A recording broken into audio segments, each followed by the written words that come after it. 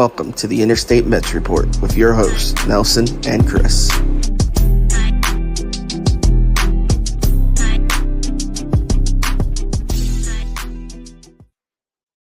What is up, everyone? Welcome back to the Interstate Mets Report here with a nice little trade deadline edition, the final hour. The clock has struck 5 p.m. officially. There is 1 hour left of the deadline. So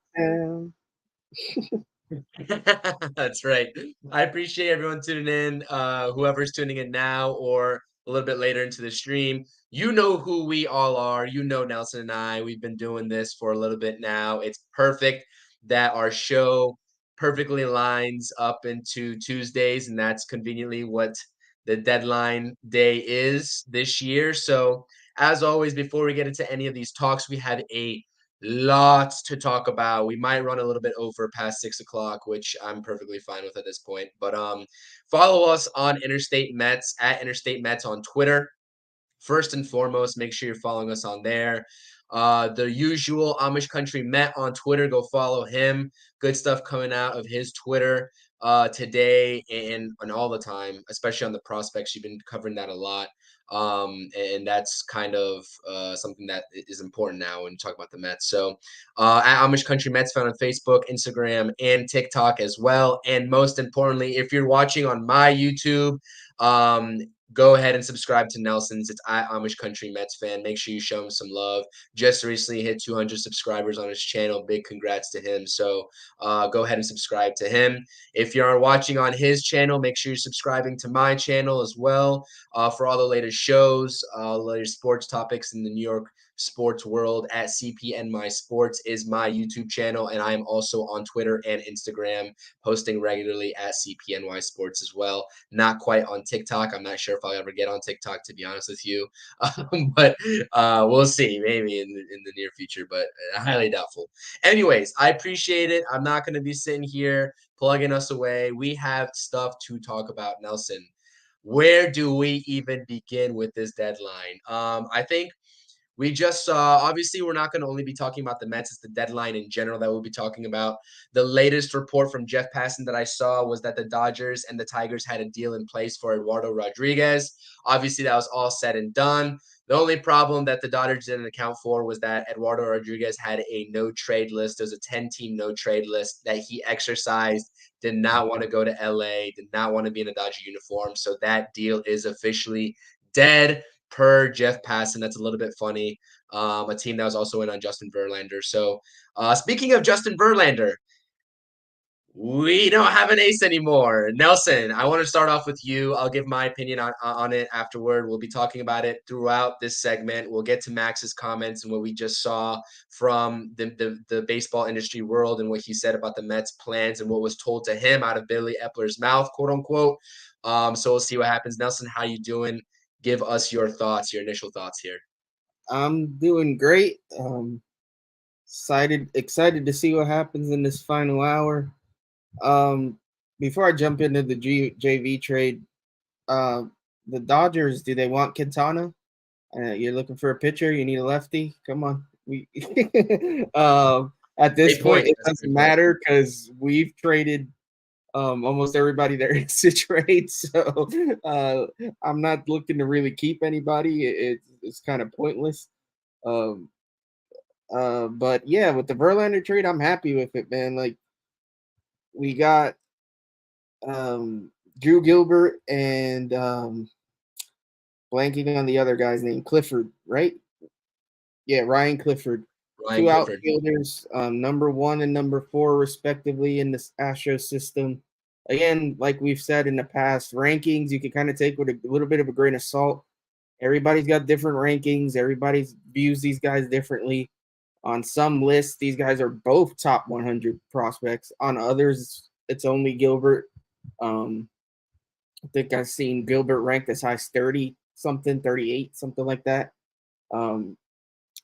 Saw his numbers so far this year: 274, 12 homers, 38 RBIs, 10 steals, 821 OPS. Jim Duquette said this guy has a 60 grade evaluation. Compton to Lenny Dykstra. If you're not old school and know Lenny Dykstra and seen him play, Lenny Dykstra was a very good player for the Mets and the Phillies. If he turned into anything close to that, we'd be very happy. When we talk about these trades and talk about guys that we may be keeping, maybe trading away, I think Gilbert's a guy that you're probably going to see kept around for a while. He seems like a major league guy. Like, of all the guys we got, Acuna, I think he's not going anywhere. Gilbert is not going anywhere. Everybody else, to be honest, it could go either way. They could Marco Vargas. Yeah, Vargas, I think, could be traded too. Like it's we just have so many prospects at these positions, and that's not a bad thing. Like, I see some people complaining, it's we didn't get pitchers, we didn't get pitchers. Listen, it doesn't matter. We just need multiple guys at multiple positions so that we can be able to offload these guys in the future, whether it be this offseason, next trade deadline, or next offseason.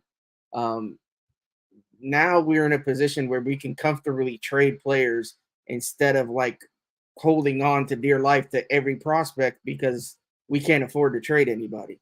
So I don't have a problem with what we've done. I'm happy with the Verlander trade. I'm happy with the Scherzer trade. We will get to his comments because that does skew things a little bit, depending on if you believe what he's saying or not. Yeah, man, I'm happy. I've wanted a sale to happen. I hopefully we get this fam deal done here in the last hour. I don't know if anybody else goes. It'll be interesting to see if Rayleigh goes or not, because that kind of could tip their hand to what their plans are for next year as well. If Narvaez goes, I'm fine with that. It's not like we're gonna get anything special for him either. And yeah, we'll see. Yeah, no, I completely agree with that, and we'll touch up on that here as well. I'll display the comment. Shout out Devin Reed in the house. How worried should Mets fans be for the future? You shouldn't be worried whatsoever about the future. The only thing that we as Mets fans, and I'll speak on this here in a minute regarding Max's comments that we just saw from these reporters and what Billy Epler told him for the future, what the plans are. Obviously, 2024 now with those comments, we'll see how truthful those are. 2024 being able to put a competitive roster, or the goal to put a competitive roster out in 2024, remains to be seen. But come 2025, 2026 and beyond, this Mets farm system is equipped now to produce major league talent in 2025, 2026, 2027. When we see names like Marco Vargas gain some steam, you're going to get Blade Tidwell, who just got promoted to AA, probably be ready by 2025, I would say. Obviously, the only couple guys that are going to be major league ready is probably going to be Vassell, Mauricio, if he sticks around and doesn't get traded, and Luis Angel Acuna. And so the rest of the guys, Jet Williams, Colin Houck, you're looking at, 2025, 2026 probably and beyond for those guys. So Devin, that's a great question. 2024 is the only year now that is a little bit iffy in terms of the Mets going in it to, being in it to win it. But 2025, 2026, 2027, fully expect this team to be competitive in those years. Yeah, just to jump in real quick, Mark Feinside reports the Verlander deal is completely official. So no holdups. Everything went through. MLB approved it because of all the money that was being moved around. MLB had to approve it. So that's it. It's done. It's official. He's gone. And yeah, I echo what you say. I mean, yes, 2024 looks like it might be a little bit in limbo. No, I know Mets fans don't want to hear that. I don't really want to hear that. Like, obviously, we want to compete in 2024. Do I just take what Scherzer's? I guess we could jump into it. Do I take what Scherzer said and just believe all of it? I don't know. If you don't know, I'll try to pull up some of the quotes here. Well, while you're doing that, let me touch real quick on this Astros thing because I saw this thing that you just tweeted. Obviously, we're going to give you any trades that happen. We'll break the trades here. We're refreshing our Twitters every minute, every second of this hour. So Jeff Passan, Nelson, you just retweeted. This is an interesting tweet regarding this Verlander deal while you're pulling up the Scherzer comments. The Astros were very reluctant to part ways with Ryan Clifford, and it's easy to see why. He's already raking in high A ball, and he just turned 20 years old. A number of evaluators see him as the superior prospect to Drew Gilbert. And that's a really shocking sort of tweet because everybody, on Talking Mets with Rob stream, were talking about, being and me being one of them. I didn't really know much about Ryan Clifford. We're talking about Hunter Brown. Obviously, he's already in the MLB with the Astros, but Ryan Clifford, another outfield prospect that can go right behind Drew Gilbert and Alex Ramirez in the farm system. And they're talking about him being the superior prospect to Gilbert already. So, I think in terms of the compensation for Verlander, obviously, I said it on last night's Roundtable podcast with Hayden and Rob. Shout out those guys as well. Rob was doing a marathon live stream today as well. Go check him out. Talking Mets with Rob on YouTube. Shout out him as always. That's my guy. Yeah, and it was a win-win situation. I said it. It was a win-win situation for the Mets in terms of keeping Justin Verlander versus parting ways with him. You keep him, you have an ace for 2024, right? Things probably change in terms of the outlook. You're definitely going to be competing in 2024 with Verlander on your roster. If not, you get good prospects in return for whoever you traded him to. The Dodgers were in. There was talks about the Braves, even though that was a little bit less likely. The Orioles and the Giants were a couple teams to name as well.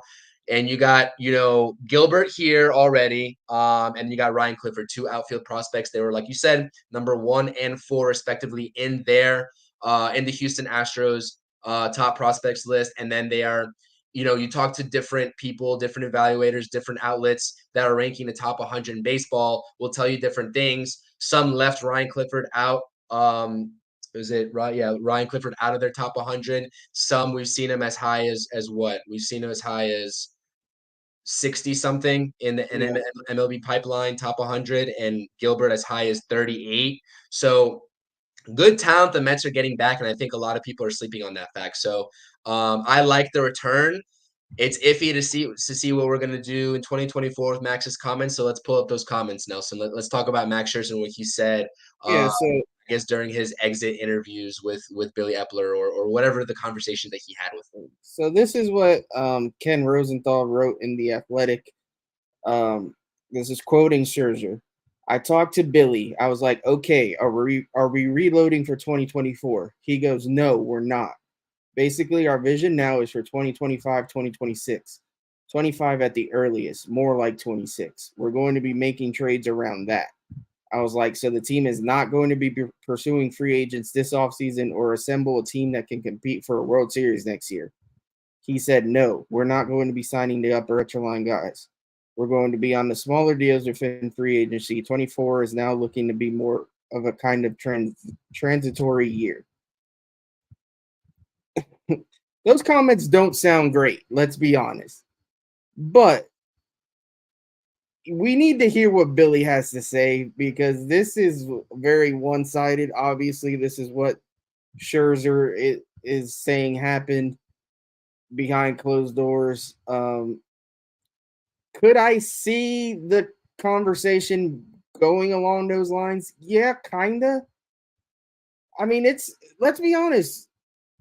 If Epler's smart, if he really wanted Scherzer to go and he doesn't want him to invoke his no trade, you kind of tell him this is something you would tell him to try to get him out of here. Because if you tell him, okay, no, we're fine, we're going to compete next year, he might go, well, I'll stick around. And if you don't want him to stick around, then why wouldn't you say, yo, we're definitely not competing next year, bro. Go ahead, go to Texas. So because did Scherzer have that no trade clause on his contract as well? Yeah, they both did. Okay, that makes sense. Yeah, they both had to agree to a deal. They both, I guess, had made similar comments that if we were gonna go ahead and compete, in 2024 that they were interested in staying. So if the goal was to move them and not have them waive that or invoke the clause, then I don't lie to them, stretch the truth kind of deal. I could see something like that happening. Why would we be above it? It's a business. Um, but I could see some truth to it too. Like let's be honest, a lot of these deals, there's a couple guys that might be ready next year, but a lot of guys are more positioned to be ready the following year. If you don't believe Otani is interested in coming to the East Coast, and you look at the rest of the free agent market and go, I don't know how much these guys move the needle. You could say, well, Soto's a free agent in 2025. I know there's more. I haven't looked at the 2025 list, but I know Soto for a fact is a free agent. You could say, well, maybe we know Soto loves New York. We know he definitely would be interested. This frees up money for 2025. Maybe that's the goal year to go all in on. Maybe not. Maybe it's, you know what? Yamamoto's available. We get him, even if we don't get Otani, if we sign a couple other guys. We do have a ton of kids we can trade. It's anything's an option at this point. I know nobody wants to hear let's punt 2024. I'm not happy with that idea. I can see the vision though of waiting for 2025. I do see it. It's not easy to swallow. But I can understand the thought process behind it. There's also a point I made to you. If Stearns is coming in here, we don't know that he has the same vision that Billy has. Billy's vision might be 2025, but Stearns might come in and say, "Nah, I don't agree with that." And we know that Stearns is going to have final say if he's hired. So you could take it with a little bit of a grain of salt because like Epler may not be making the final decision. So he might have said, yeah, we're not going for it till 2025. But if it's not his call, then what difference does it make? So we'll see. No, and I completely agree with everything you said. I mean, it could have been just a lie to get Scherzer to exercise or not exercise that no trade. Scherzer also made a comment. I saw the report saying that he talked to Jacob deGrom while the whole process was going down. DeGrom sold him on the Rangers' vision as well, and that made him comfortable for the Rangers' vision. Whatever, it doesn't matter. Scherzer's out. He's in the AL. Verlander's back in the AL as well. Doesn't quite matter at this point. I agree with you. I was convinced 110% that the Mets were going to be trying to win in 2024. With how the perfect storm aligns with these prospects and when they're going to be ready. Because guess what? Even if you go sign Yamamoto, he's still going to take that year to really develop into an MLB ready pitcher. We're seeing it with Senga this season. In 2025, you'll potentially have, if you sign Yamamoto, you'll have year 2 Yamamoto, year 3 Senga, and then you'll have the money saved from Scherzer off the books, and then you'll have the money saved on paying half of Verlander's deal if that's what it comes down to, because that's what it will be in 2025, to spend wherever else. You'll have still the flexibility with the prospects to trade for whoever you want, whether it's Juan Soto or maybe an ace type guy. And then two names that I was looking at in terms of the MLB free agent list for 2025, and we're getting way, way, way ahead of ourselves here.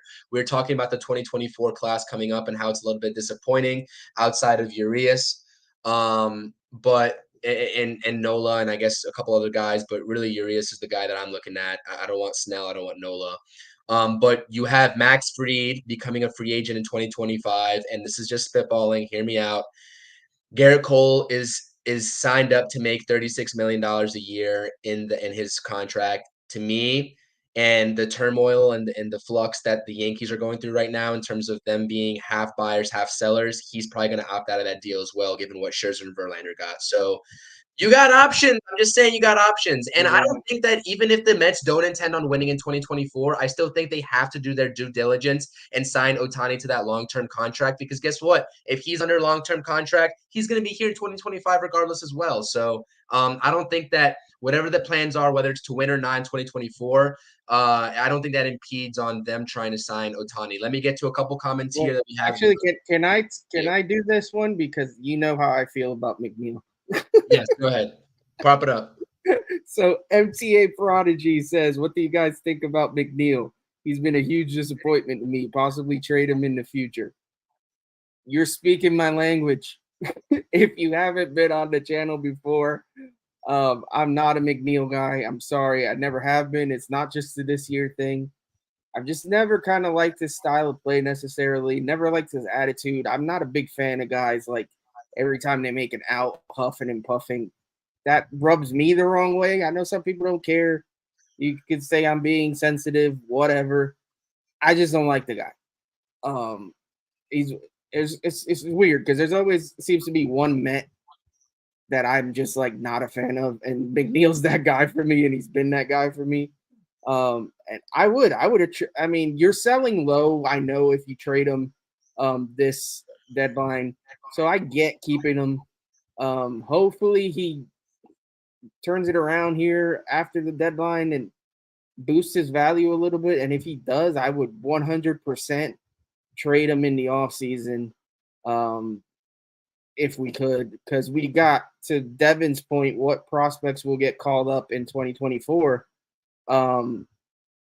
Acuna is definitely a guy that could get called up in 2024.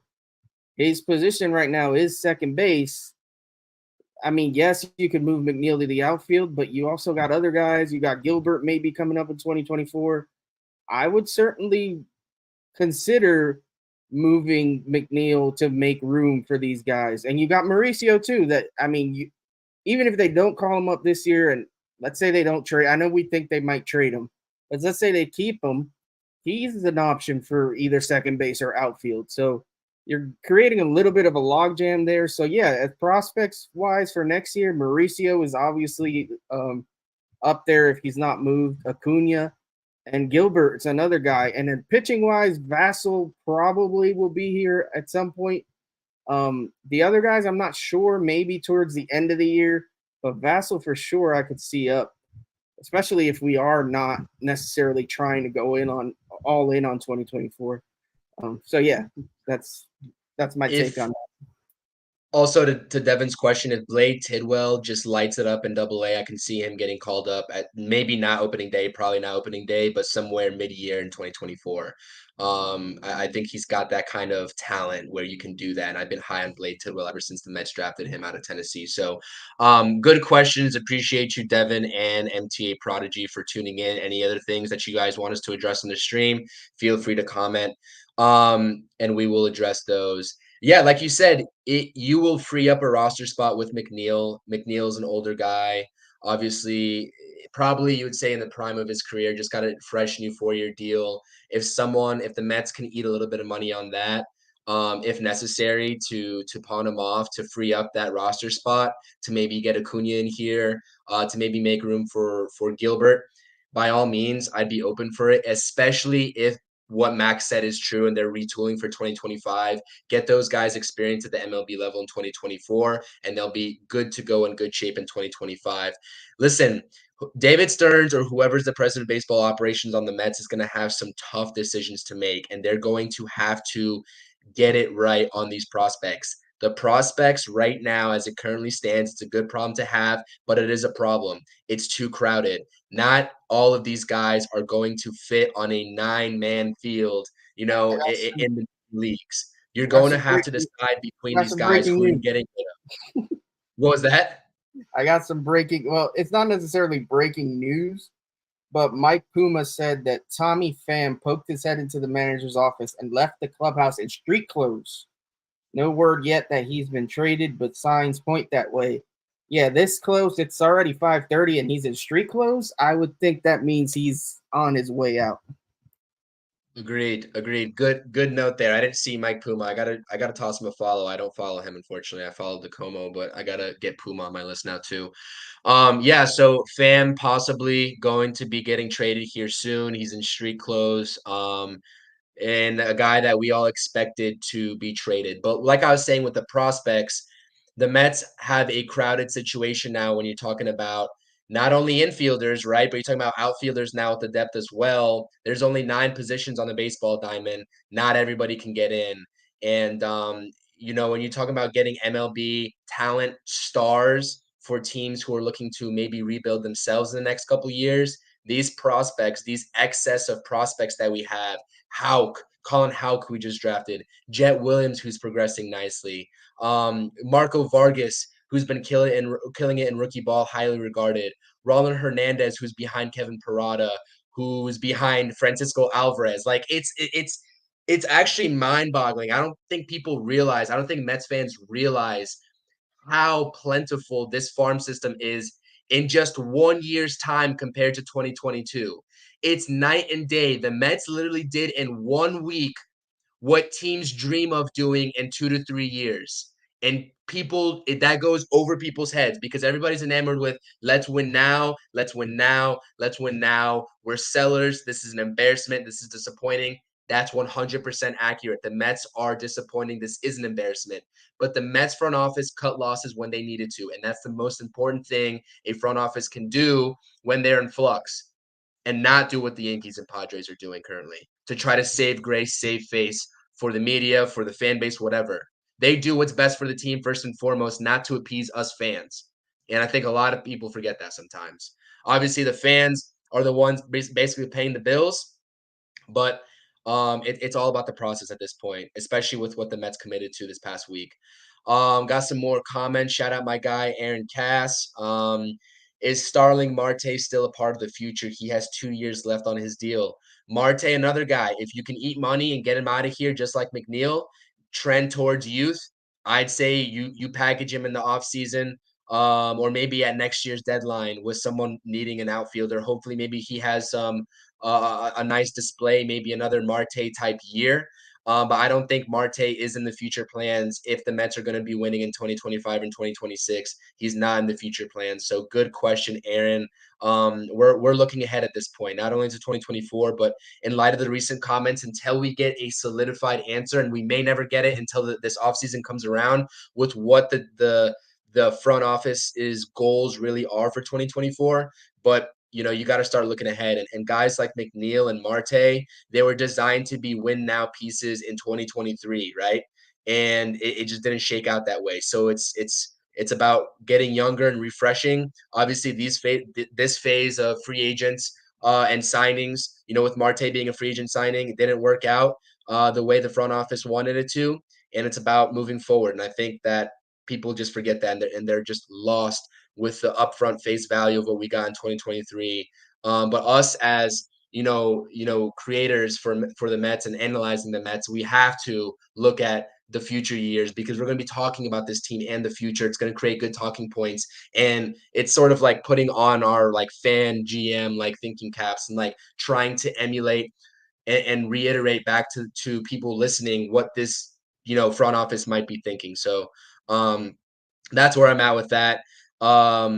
Couple of other guys, guys and girls in the comments. Hi guys, big fans of yours. I appreciate that, Robert. I definitely appreciate that. Hopefully you're enjoying what we put out on this show on our respective channels, either individually on this team or together. Definitely appreciate you tuning in. Shout out you, Robert. Thank you for commenting. Narvaez's got to go. He sucks. Waste of money. I think plenty of teams are going to need a backup catcher here coming up soon. I think Narvaez is the perfect guy for it. I wouldn't go as far to say he sucks. We all know that he's a backup catcher. It was a sort of a head-scratching move anyways this offseason in terms of what, where he fitted in on this roster, especially when Alvarez was kind of like in question to begin the season. Obviously, Alvarez is here to stay now. Narvaez is definitely a guy that'll get some interest from teams needing some depth at that catcher position. I think the Rangers were mentioned as one team, and a couple others. The Marlins maybe perhaps as well. So Pham and Narvaez definitely going to probably be hitting the door if they can find the right deal for them. Aaron also asks, now with Scherzer and JV gone, who's the starting pitchers going forward besides Senga and Quintana? I hope not McGill. LOL. Yes, guys, we're talking about the future here. We still have a baseball game to watch today and tomorrow and the rest of 2023, unfortunately. We can get caught up in all this trade deadline talk, but we do have to watch Mets baseball for the rest of the season. And Yeah. so Nelson, take it away. Who's going to be cracking the rotation? Probably Lucchesi in there somewhere as well, right? Yeah, listen, for those of you watching, it's going to be ugly. This is not going to be a pretty last couple months. So brace yourselves. If you have to step away, we can't really, because we do the content. We kind of have to watch the games. Even to an extent, I think both of us might kind of pull back a little bit, though. Like, we'll still be here doing the content, but we may not be as in tune with the games. Let's be honest. I mean, it's going to be hard to watch a team that's definitely tanking. It's going to be ugly. Yeah, you're going to see Senga, Quintana. I mean, they're probably going to keep rolling Cookie out there. McGill is quite possibly back. Peterson. I mean, I guess that's 5 right there if you stick Peterson in. You could see Lucchesi back. Budo maybe. In September, maybe they give Vassell a couple shots just to show him off a little bit. I don't know, man. It's not going to be pretty.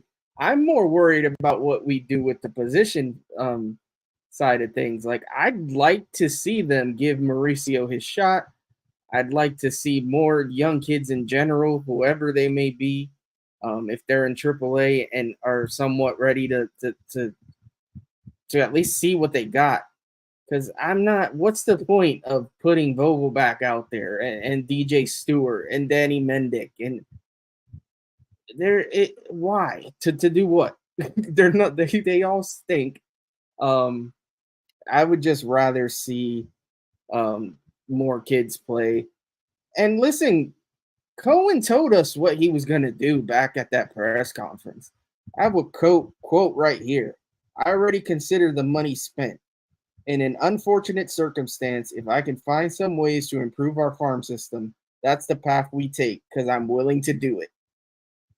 He laid it out right there, guys. He told us if this team doesn't improve, I'm going to spend the money necessary to get the prospects back to build this farm system. It's been his goal since the beginning. He said it. I want to be the Dodgers. I want not only to win, but I want a farm system that I can have like tons of prospects and be able to make trades and be able to build with kids and not have to always rely on free agency. And he accelerated that process this year. He saw that the writing was on the wall. The team wasn't going to be good. So he said, listen, now's the time. He's eating a ton of money. Not just this deal, not just the Scherzer deal. He ate money on the Escobar deal. He ate money on the Canna deal. The Pham deal, I'm assuming he'll eat some money there. He is going all in, spending everything he needs to in order to get better prospects. Because let's face it, our old owners, they would have said, all right, you take all the money and we'll take your 30th ranked prospect because that's what they used to do. So I'm impressed, man. I know I don't like to lose. Nobody likes the way this season has panned out, but to have an owner willing to do what he's done with this, with these guys and rebuild a farm system in a matter of a week, like, that's insane, man. And I'm excited for it. I'm a prospect guy anyway. I like prospects. I like the kids. So I'm happy to see it. So we'll see.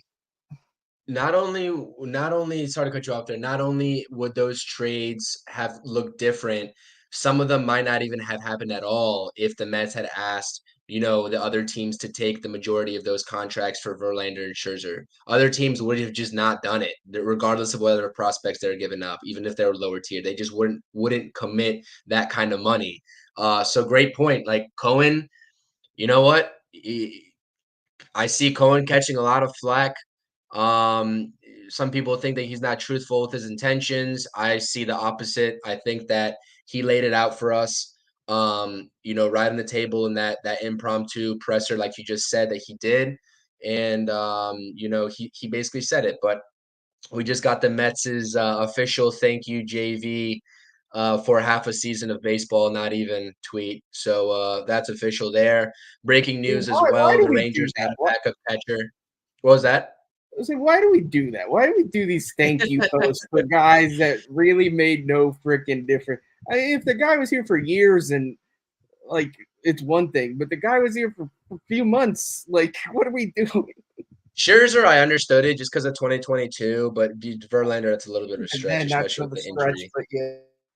but yeah. Rangers acquired Austin Hedges, probably their backup catcher, so they probably will going to be out of the Narvaez quote unquote sweepstakes, if you will, for a They backup should have took catcher. Narvaez because Austin Hedges stinks.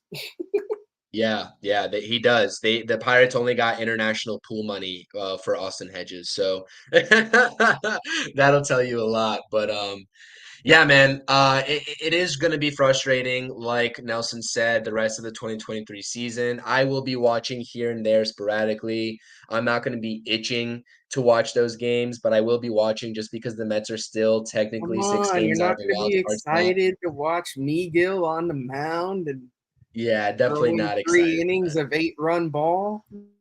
Well, actually, that's actually a good point, and that's a good segue. So the new era of starting pitching, right? We know that the Mets would prefer pitchers based off their record when they go 6 or 7 innings. But the new era of baseball is these pitchers go 4 or 5 innings, and then the bullpen has to take on a lot of the work. So teams really need to invest in not only the late inning guys like Edwin Diaz and Robertson, which the Marlins just got, but those guys that the Mets lack right now and those fifth and sixth inning guys, those long relief guys. A guy like, obviously Trevor Williams was the story of last season, regardless of how he's doing this season. But um, so would you like to see the Mets? Obviously, there's going to need to be some sort of splash between now and 2025 for an ace type guy at the top of the rotation. But would you like the Mets to start investing a lot more in those early bullpen guys, getting more elite guys there instead of focusing solely on the starting rotation if these guys are only going to give us 5 innings anyways? Yeah, I mean, why not? Like we talked about it earlier in the season when we were still trying to figure out what was wrong with the team and how we could salvage things. That losing some of those long relievers kind of bit us in the butt a little bit. Not having Trevor Williams around who could pitch multiple innings out of the pen, not having Lugo around who could, I mean, granted, he would give you 2 or 3 innings and then not be able to pitch for a week, but um, guys like that could give you length were important to us last year. And building a team. I mean, we've seen the Rays kind of do it. They implement the whole opener thing more than any other team. It works for them. I don't know that we'll ever go to that kind of strategy, but building a team around more valuable bullpen guys and guys that are more reliable, it might not be a bad strategy for sure. And that's why drafting in the draft this year with all the pitchers we got, we did get like a lot of relief pitchers. Granted, they can still be transitioned into starters, or starters can be transitioned into relievers, vice versa. But I think that's important because we can maybe say that Sprout dude that we drafted in the third round. If he doesn't pan out as a starter, but he can be like a legit back end of the bullpen guy, like that's big. So yeah, I don't mind that as a strategy at all. Like, get as many valuable arms as you can, whether they can be late inning guys or guys that can come in the 5th or 6th. Because right now we've seen it. The guys we roll out there after our starters have to come out, they stink. So yeah, if we can build a pen with better arms, I'm all for it. Off Drew Smith cough. Anthony DeComo just put out a tweet saying Pete Alonso has said he has not spoken to the front office officially about potentially getting dealt or not getting dealt, but what the plans are in the future for the Mets. That he has not had that conversation. So yeah, there's reports swirling around that Pete Alonso could be on the market whenever, maybe this offseason perhaps, because he's only under control until 2024. So we'll see. We are officially 20 minutes away from the deadline. We got our favorite guy, Mr. Yoshinobu Yamamoto in the house. Let's go. What's up, Yoshinobu, Yeah, man? you signing with the Talk Mets about a next guy. year? I want to know. Yeah, exactly. We got to ask him, do you want to be on the Mets next year? Are you going to sign with the New York Mets? No, in all seriousness, Let us though. break some news. Break some news on the Interstate Mets Report, please, Yoshinobu. In all seriousness, though, man, yeah, that'd be a great signing, regardless of what happens with Ohtani.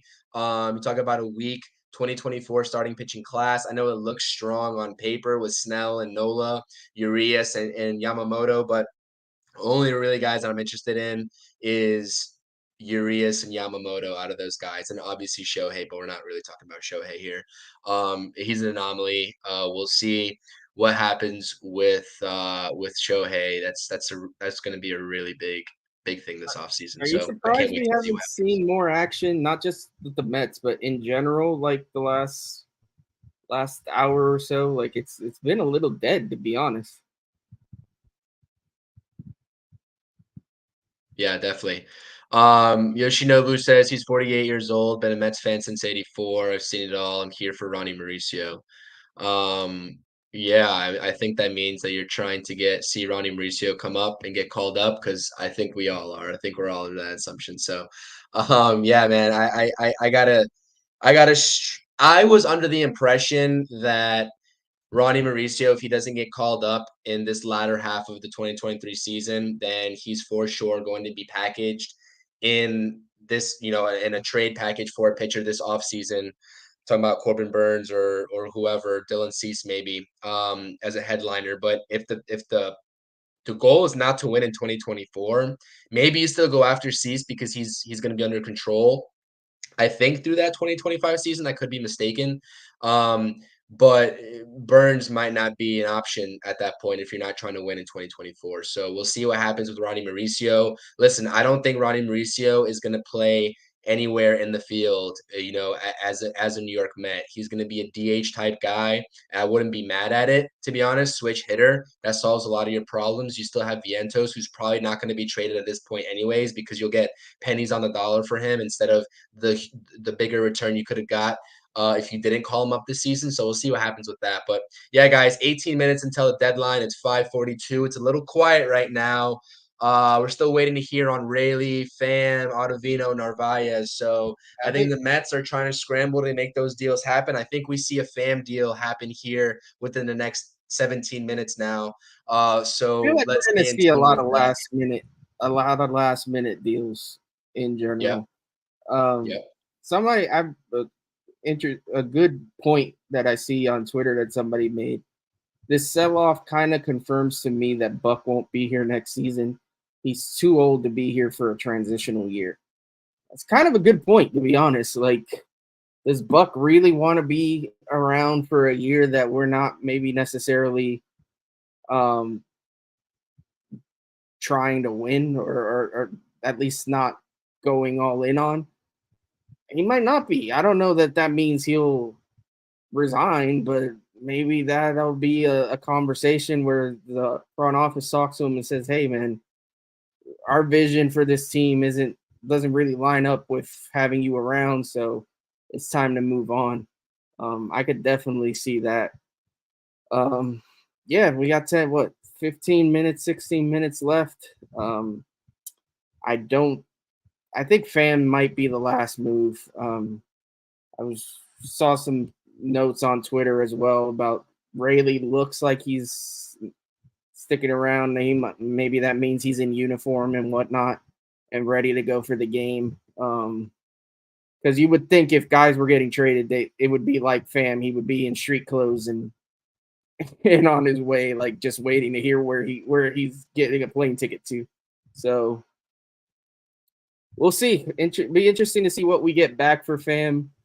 You would think he'd at the very least get more. We'd get more than what we got for Canna, and I thought we got a solid enough piece for Canna. So let's see what happens here in the last 16, 15 minutes, and it's going to be an interesting. I'm definitely watching the game tonight because I want to hear the comments from the booth and Yeah, Gelty no, and I agree.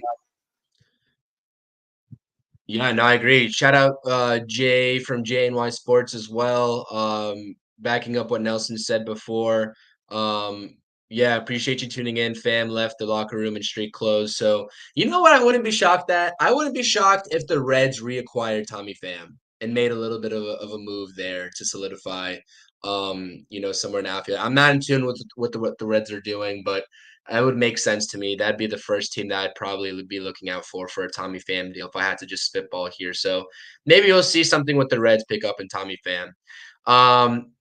Let's see. John Morosi says Mets active in trade negotiations on multiple players. Pham, Ottavino, and Rayleigh all could be moved in the next 20 minutes. So wow. Okay. We'll see what happens. Aaron Cass says, why haven't the Mets traded Vogelback for a bag of chips yet? Vientos needs to be our DH. Completely agree. He needs to be DFA tomorrow, honestly. Maybe even tonight. DFA him right after the game. He has no purpose on this team moving forward. And we need to get that roster spot figured out for people who want to showcase actual talent that are going to be here for the long term and want to or display that. So I agree with you, Aaron, for sure, 100%. Get rid of Vogelback. Yoshinobu says Ronnie Mauricio trapped in AAA. Hashtag free Ronnie.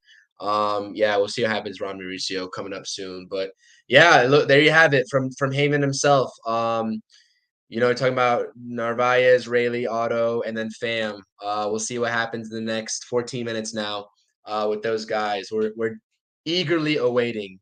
I see SNY posted the video of Pete Alonso's presser, pregame conference, I should say. This game tonight should be interesting. I want to hear what Gary, Keith, and Ron have to say about all this too. I'm going to be really interested to see and get their takes on it. Hopefully we get some objective takes. I know those gentlemen always are objective in their analysis and they're always fair to either party. Whether they, like something or don't like something, they'll always call it like it is. And that's why I respect, those guys across the board. So we'll see what they say about it. Game tonight is at 8:10, game one in Kansas City of a 3-game set. So we'll see. We will see what happens moving forward with this team. Yeah, but refreshing my Twitter here. Obviously we've been talking about this prospects for a while here. And to Arizona. The Mets have traded Tommy Pham to Arizona. Arizona Diamondbacks. Tommy Pham is a Diamondback. No word on compensation. Andy Martino tweeted it. The first comment says Cashman is dead under the tweet too. That's hilarious. The Yankees have not made a single trade. The Yankees haven't done anything. What I know this isn't a Yankee show, but what the hell are they doing in the Bronx? Absolutely crazy. Every team has made a trade so far in one way or another, minus the Yankees. All 29 teams outside of the Yankees. Yeah, so Tommy Pham is on his way to Arizona. I'm trying to see the compensation. Whoever's first to tweet it. I'm looking for that too. He's sitting here doing refresh every 2 seconds. Hasn't tweeted. What's he got? Nothing yet. Nope, nothing on the compensation. So we'll see. Somebody tweeted Corbin Carroll, or it's a huge L. Come on, people. Come on, man. Does Arizona have any top pitching prospects? Let me go look up that real quick. Diamondbacks top prospects. Not in tune with what they got for pitching. Right-handed pitcher Brandon Pfaadt is their number 3 prospect. He's expected to be up. Well, this year, it says. So I don't know. We'll I see. But wouldn't he's think already we'd get somebody that high. I'd be looking on a the little MLB team, lower. yeah. Maybe Um, Blake Walston or Landon Sims, one of those guys. what about this guy at number 10, lefty Yu Min Lin? If that's how Yeah, you say it, that could be ETA is 2025. 2025. Kind of falls with the timeline. He's got a 3 ERA in Double-A right now. It might be. I mean, it might be a guy even further down. I mean, we don't know. These prospect lists don't necessarily mean anything, but Jeremy For Rodriguez. Jeremy Rodriguez, there you go. Rodriguez is the where's he? Is he on this list somewhere? I don't even think he's in their top 30. Oh wow, he's not. Nope. I don't even think he's in their top 30. That's interesting. Disappointing. Well, I mean, then again, according to MLB's list, he's not, but he could be higher up on somebody else's list. So,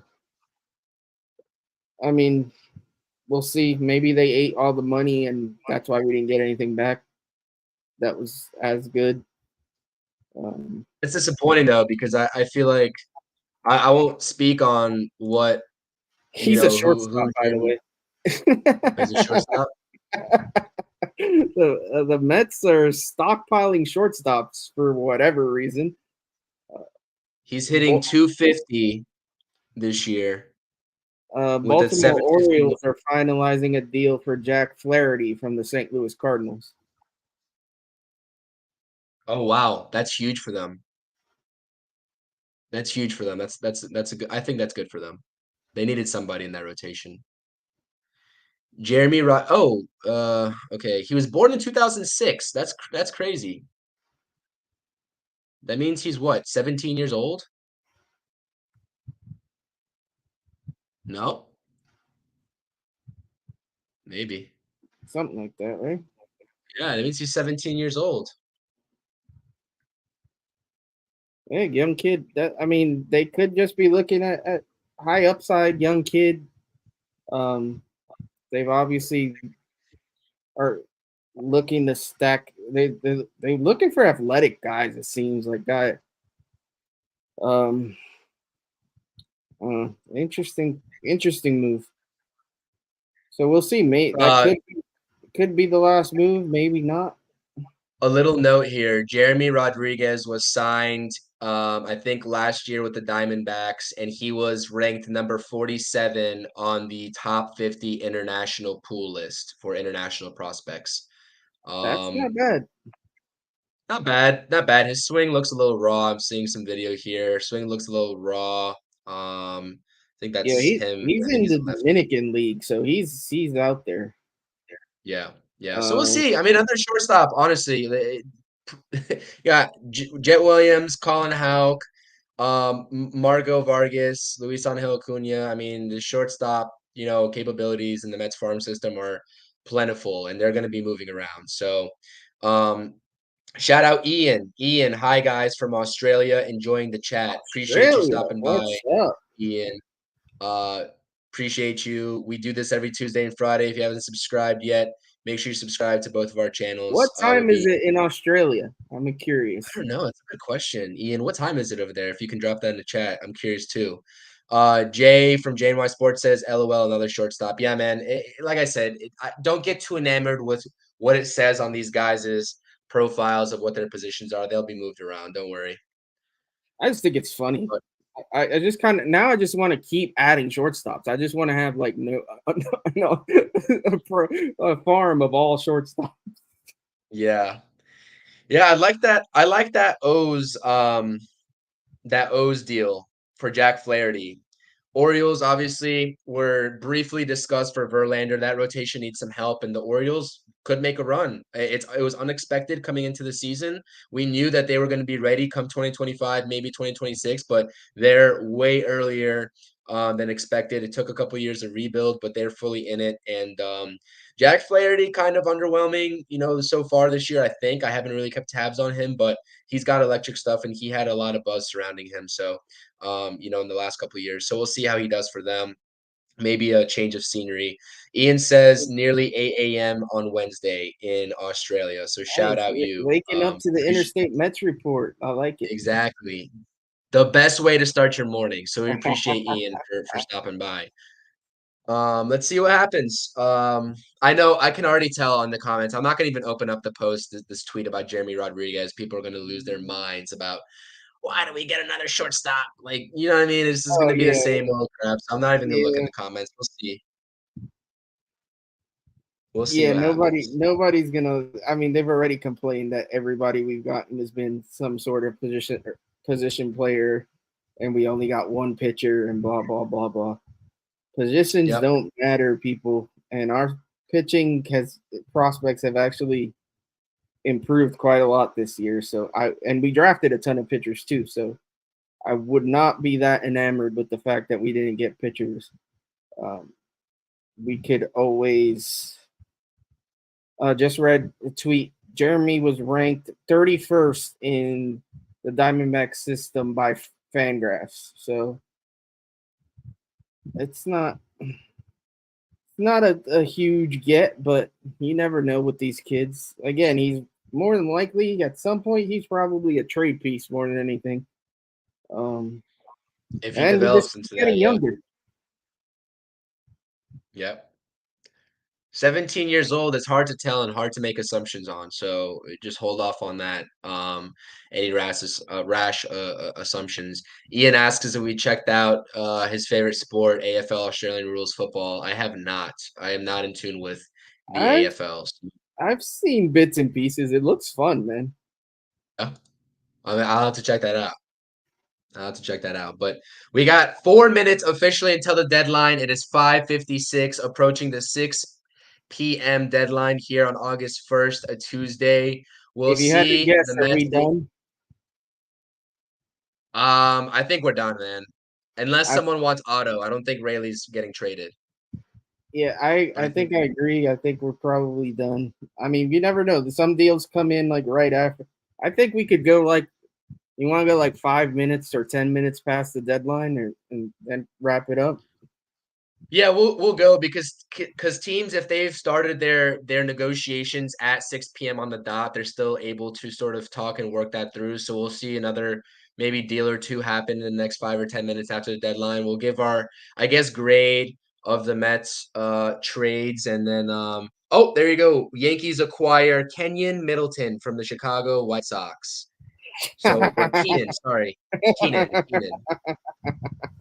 So there you go. That's the big Yankees That's, move right there. that's what the They Yankees waited until did 5:57. to acquire. Isn't he a reliever? Yeah, I, reliever. Yep. Reliever for the White Sox. that's their big move, huh? Okay. That's their big move, man. Awesome. Great for them. I hope Yankees fans are questioning what they're doing over there because that's just not right. That's just not right for the front office to do I by their almost fans. feel So like Cashman made a deal just because he felt like he had to. I don't. That doesn't feel like. I mean, what's that going to do for him? that's embarrassing, to be honest. Did you see the Lindor quote? Jay put it up here. Lindor said, "I signed up to be here in a winning franchise, and they're doing and trying whatever it takes to be sustainable winning And franchise. I'm on board." I freaking love this guy because every time he says the right thing, he's on board with being a Met.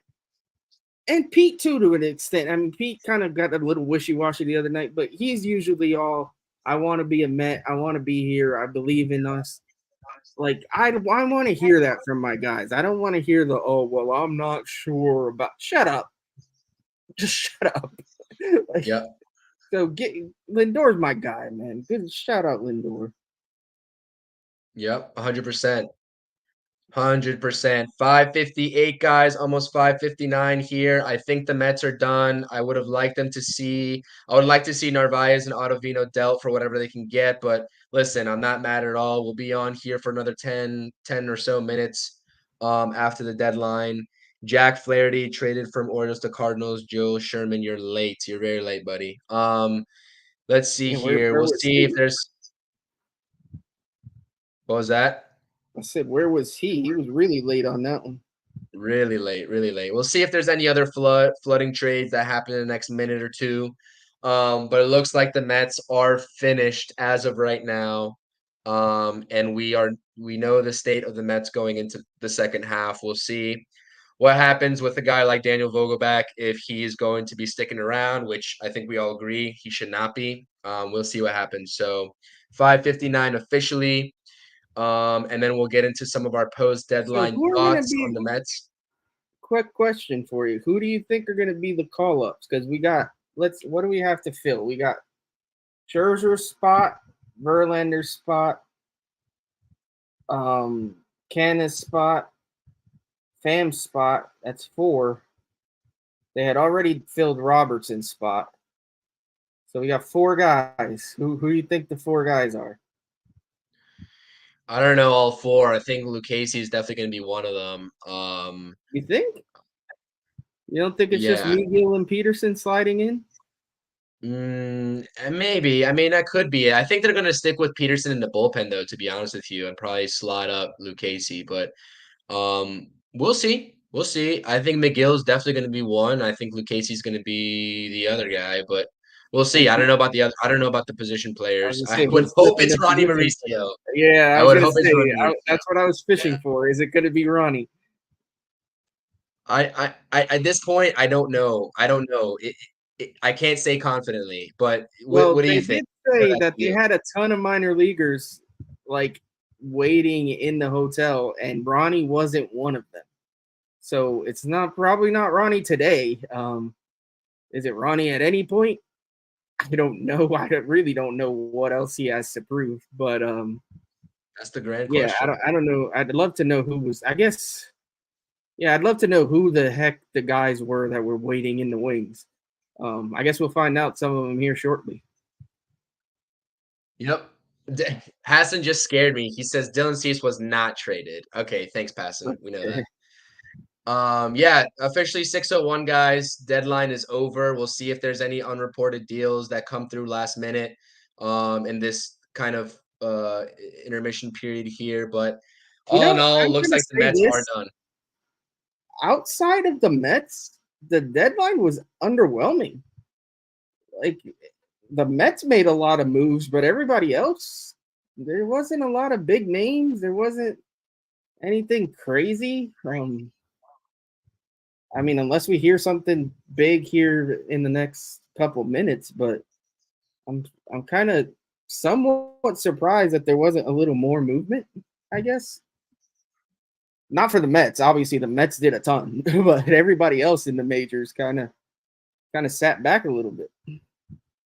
Yeah, no, it was underwhelming. It was an underwhelming deadline for sure. 100%. I mean, that's not even a question. The Mets did right by the team, and we'll get into our final thoughts here in just a couple moments, to sort of assess and break down what happened this past week with the trades. But yeah, I mean, there you have it. We know what we got. We retained, barring anything unforeseen, we retained Rayleigh under control for next year.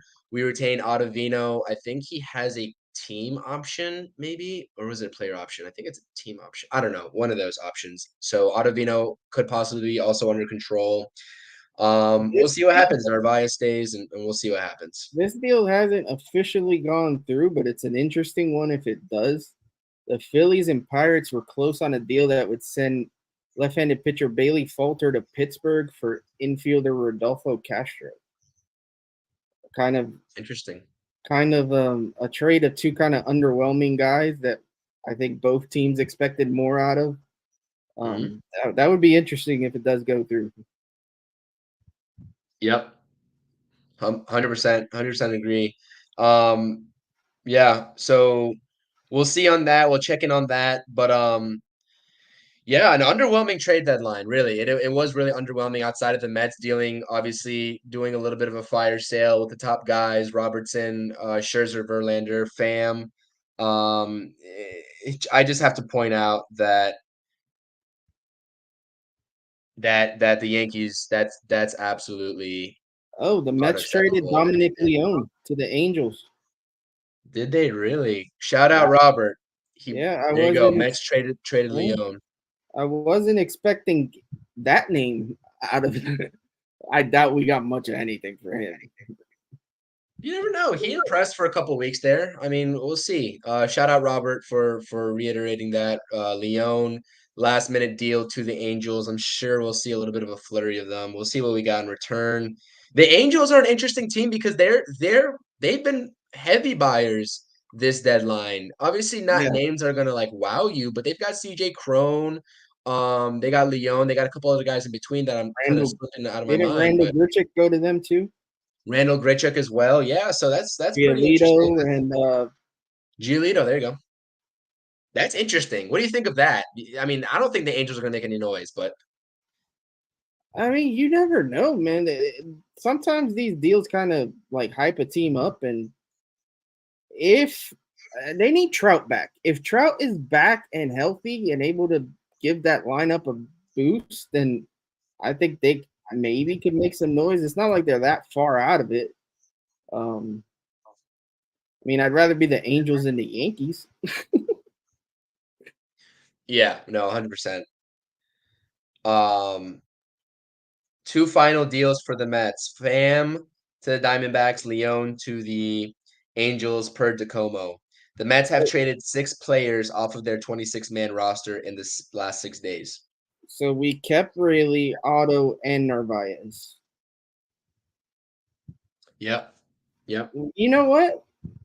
All 3 of those guys were, I think Rayleigh and Otto both might have options for next year. Rayleigh's a team option, I think. Otto might be a player option. Narvaez, I think it's a player option. Narvaez is an option as well, I think. So that's interesting. That if you're going to go with the theory that we were punting for next year, I don't think that we would have been so quick to keep all those guys if we were punting next year. I think if we were punting next year, why the hell not trade those dudes? And I'm pretty sure you could have got a decent – if you traded freaking Leone, you could have got a decent piece for Rayleigh. So, I don't know. I feel like they blew some smoke up Scherzer's ass to get him out of here, to be honest. Like, I think that it was like, you know what? We need to get this guy out. Let's just tell him what he doesn't want to hear. And we'll see it very shortly. That could be the case. We'll see it come this offseason. We will see it. Rayleigh, if Rayleigh was traded, I would have been 100% convinced. That would have been the first telltale indicator that, hey, listen, maybe they're not gunning for it in 2024. But he's got that year of control left in 2024. We'll see. I mean, they could have definitely got some good value out of him. So we'll see what happens. I don't really know. We'll see shortly what happens with the roster moves. We'll see about Ronnie Mauricio. We'll see about the Mets in the next coming months, not only, in the regular season, but in the offseason as well when there's a president of baseball operations. Nelson, let me get your final thoughts here. Sum up this trade deadline. Obviously, it looks like the trades are done, pending any notifications. Let me get your final thoughts here for the listeners, for the viewers, and say whatever you want about anything that we've seen the past couple. It's been hectic, and I don't even know where to start myself. So I'm gonna let you get a crack at this one. All right. Well, the first thing I want to say, and this might not be a popular thing to say, shout out Billy Epler. Not many people believed in you, including me. Although I did say we've seen Billy Epler try to buy. I've never seen Billy Epler try to sell, and I was intrigued by that prospect. I said it on the show before. And you know what? I think he did a pretty good job. Just the flash, if I had to grade it, I'd give him a solid B+. I'd hesitate to give him an A, but I give him a B+ for sure on the deadline moves. I think he did a good job, man. Granted, you could argue all he did was he used Cohen's money to kind of help himself a little bit, but still, he had to go make the deal. So shout out him. I know a lot of people aren't going to want to hear it, but I got to give him credit where it's due. I killed the guy when he deserves it. I'm going to give him some credit here. I think he deserves a little credit. Guys, it's going to be ugly. Like the next couple months, do not expect anything pretty. It's going to be rough. There's going to be a lot of losses probably to come. Hopefully we get to see some kids like Mauricio, another shortstop. Okay. Well, we like shortstops. Whatever. I don't care. I was all about that. Gets to my next point. All I cared about with this deadline, I was always on team sell. Way back in June, I was saying sell when people didn't want to hear it. People were saying we could go on a run, this, that, and the other. I kind of saw the writing on the wall. I wanted to sell, and this is what I wanted. I wanted to build up the system. I wanted to get as many prospects as possible. And to be honest, they went above and beyond even what I expected. I thought maybe Scherzer or Verlander would go. I never in my wildest dreams thought both of them would get traded. I never expected to get I expected to get decent prospects, but not I don't even think I could say I expected to get anywhere near an Acuna level talent for Max Scherzer. Verlander, I expected a little more, but still, like to get a team's first best prospect and their fourth prospect, like that's pretty decent haul. Got a pretty good package for Robertson. I'm happy with it. You could say the fan deal might be a little underwhelming. I could give you that. What's that? Robert Murray says the Mets are acquiring pitchers Phil Bickford and Adam Kolarek from the Dodgers. Yeah, that's just we need somebody to stick in for what? For cash? I don't know what they sent, but yeah, the Mets did buy, I guess you could say. Yeah, Marlins acquiring Josh Bell from the Guardians for Gene Segura. That's an interesting move. Yeah. So we are seeing a couple of flurry of trades. The Mets did make a trade. They acquired Phil Bickford, reliever, and Adam Kolarek, who I assume is a reliever. I don't know who Adam Kolarek is from the Dodgers. We'll see what the compensation is. Can't be But much. sorry to cut you off on your points. No, you're good. There can't be much. Neither one of those guys are very good. I've heard both names. I've seen them both actually. That's we need to fill the spots that we had and we didn't want to call up guys from the minors. Basically, that's what that feels like. So that's whatever. I'm not even gonna really factor that. We need bodies. We got rid of 6 dudes. We need some bodies to fill in. Yeah, I'm happy. I know I'm probably in the minority, but I know a lot of Mets fans are upset. I get it. I'm not saying you were wrong. To me, it was about a vision for the future. I think we needed to set ourselves up better for the future. I truly believe we did that. It's possible I'm wrong. It's possible we screwed all this up because it's the Mets. You never know. But in my heart of hearts, I truly believe that this is for the best and that this is going to work out well for us. It might not be next year. Hopefully it is. Might not be next year. I think at the very least in 2025, we're going to be in a very good position. So that's my final thoughts. Thanks. It's been great doing the show. Thanks to everybody watching. If you haven't subscribed to the channel yet, please subscribe to Amish Country Mets Fan.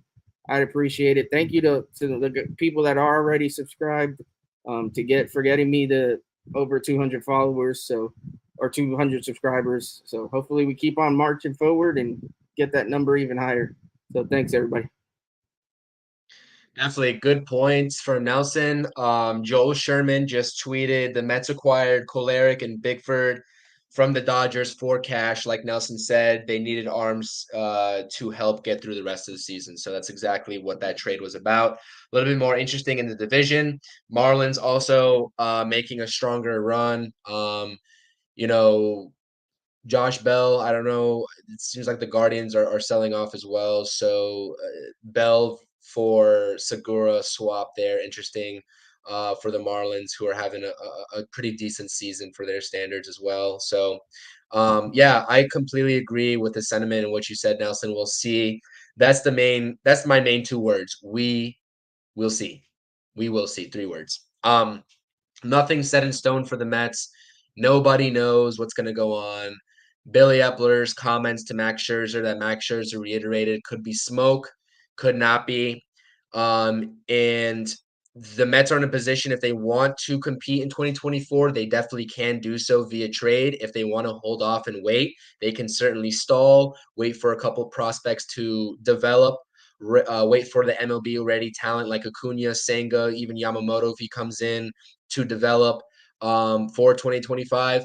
It's all in question. Nobody knows exactly what is going to happen.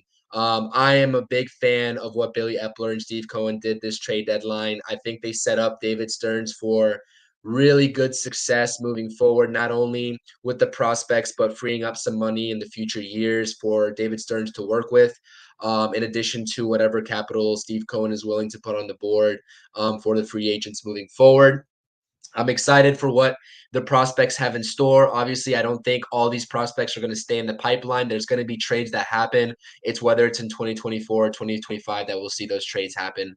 But listen, guys, trust in the process. I know it's hard as a fan to watch these games that we're going to be watching moving forward. It's going to be hard for Nelson and I all the same, but Can just I trust the say process one is all I'll thing? say. Not to cut you off, I'm sorry. Yeah, go ahead. Go ahead. I know the Angels farm system kind of sucks. They gave us their number 9 prospect for Dominic Leone.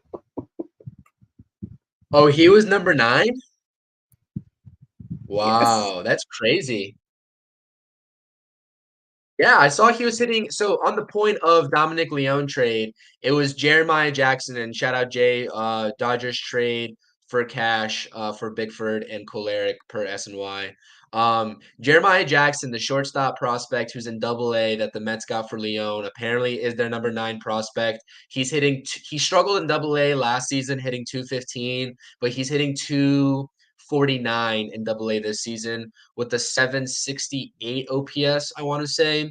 Another shortstop prospect, obviously added on to the never-ending, ever-growing list of shortstop prospects. Jeremy Rodriguez and Jeremiah Jackson are the newest additions to the pipeline. And just to my point, like I said, these guys, a lot of these guys might not even be in the pipeline for the next couple of years. They might be, trade flip pieces, and just be on the lookout for that. We'll see. I hope there is a plan moving forward because guess what? It's good to have this problem of all these prospects, stacking these prospects and having all these options. But it's another thing of having a plan, a methodical plan to trade them off in an efficient manner. To build a competitive roster in the coming years. So we'll see exactly what the Mets do. Like Nelson said, make sure you're following us on Twitter. If you are liking our content and what we do, follow us on Twitter at Interstate Mets. We'll be tweeting more off of there. Subscribe to Nelson's YouTube at Amish Country Mets Fan. Hit that subscribe button. Hit that subscribe button for me as well at CPNY Sports. Always appreciate the support on everything that we do on here. I appreciate it. Check out all the content that we've done, live streams, podcast episodes, all that good stuff on each of our channels respectively. Make sure you go ahead and do that. Like, comment, subscribe. I appreciate all the comments from all the guys coming in today. We got Robert. Appreciate you. Shout out Robert. Shout out Ian. Shout out Jay.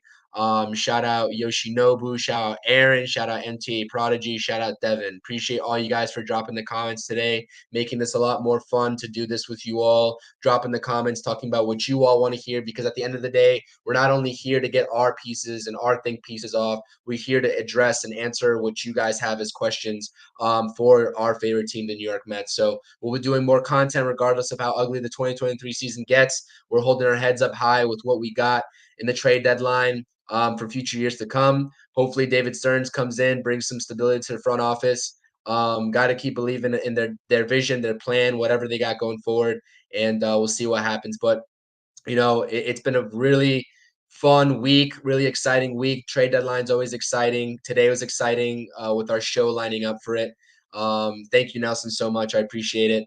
And like I said, if there's anything else you want to say, go ahead and do so. But other than that, for me, that's all I got.